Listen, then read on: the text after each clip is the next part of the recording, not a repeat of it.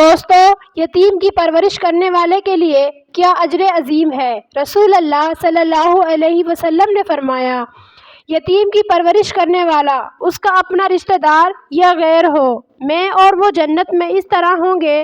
پھر آپ صلی اللہ علیہ وسلم نے شہادت اور درمیانی انگلی کو ملا کر اس کے ساتھ اشارہ کیا۔ ابن آدم کا آخری سرا اور اسی آخری سرے سے پھر اسے جوڑ کر اکٹھا کیا جائے گا۔ رسول اللہ صلی اللہ علیہ وسلم نے فرمایا، ریڑھ کی ہڈی کے آخری سرے کے سوا پورے ابن آدم کے جسم کو مٹی کھا لے گی۔ اسی سے انسان پیدا کیا گیا ہے اور اسی آخری سرے سے پھر اس کو جوڑ کر اکٹھا کیا جائے گا۔ فجر اور عصر کی نماز کی کیا فضیلت ہے۔ جو شخص فجر اور عصر کی نماز کو وقت پر پڑھے گا تو اس کے لیے ایک نعمت عظمیٰ مل جائے گی۔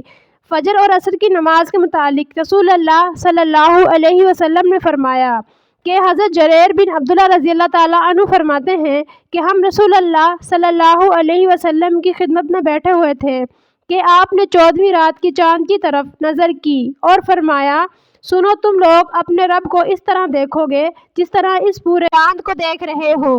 اس کے دیکھنے میں تم بھیڑ نہ لگاؤ گے۔ اگر تم یہ کر سکو گے، سورج نکلنے سے پہلے کی اور سورج غروب ہونے سے پہلے کی نماز میں سستی وغیرہ سے مغلوب نہ ہو تو تمہیں یہ نعمت عظمیٰ مل جائے گی۔ آپ کی مراد عصر اور فجر کی نماز سے تھی۔ جو شخص دن میں 3 بار جنت مانگتا ہے تو اس کے لیے جنت کتنا خوش ہوتی ہے، اور جو شخص دن میں 3 مرتبہ جہنم سے پناہ مانگتا ہے تو جہنم کیا کہتی ہے۔ رسول اللہ صلی اللہ علیہ وسلم نے فرمایا، جو اللہ تعالیٰ سے 3 بار جنت مانگتا ہے تو جنت کہتی ہے، اے اللہ، اسے جنت میں داخل کر دے، اور جو شخص 3 مرتبہ جہنم سے پناہ مانگتا ہے تو جہنم کہتی ہے، اے اللہ، اس کو جہنم سے نجات دے۔ میرے بندو، میں نے ظلم کرنا اپنے اوپر حرام قرار دیا ہے۔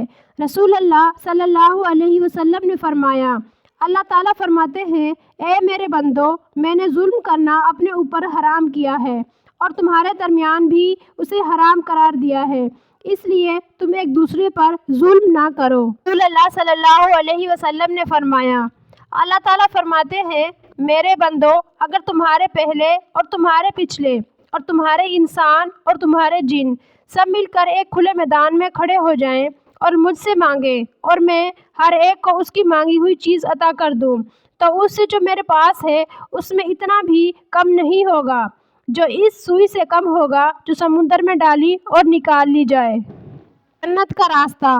رسول اللہ صلی اللہ علیہ وسلم نے فرمایا، اللہ تعالیٰ فرماتے ہیں، میرے بندو، تم سب کے سب گمراہ ہو سوائے اس کے جسے میں ہدایت دے دوں، اس لیے مجھ سے ہدایت مانگو، میں تمہیں ہدایت دوں گا۔ دوستو، ہمیں اللہ تعالیٰ سے اپنے گناہوں کی مغفرت مانگنی چاہیے کیونکہ اللہ تعالیٰ ہمارے سارے گناہوں کو معاف کرنے والا ہے۔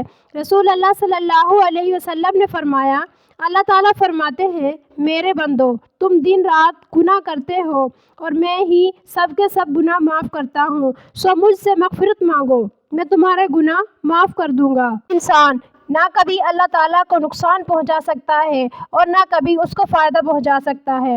رسول اللہ صلی اللہ علیہ وسلم نے فرمایا، اللہ تعالیٰ فرماتے ہیں، میرے بندو، تم کبھی مجھے نقصان پہنچانے کی طاقت نہیں رکھو گے کہ مجھے نقصان پہنچا سکو، نہ کبھی مجھے فائدہ پہنچانے کے قابل ہوگے کہ مجھے فائدہ پہنچا سکو۔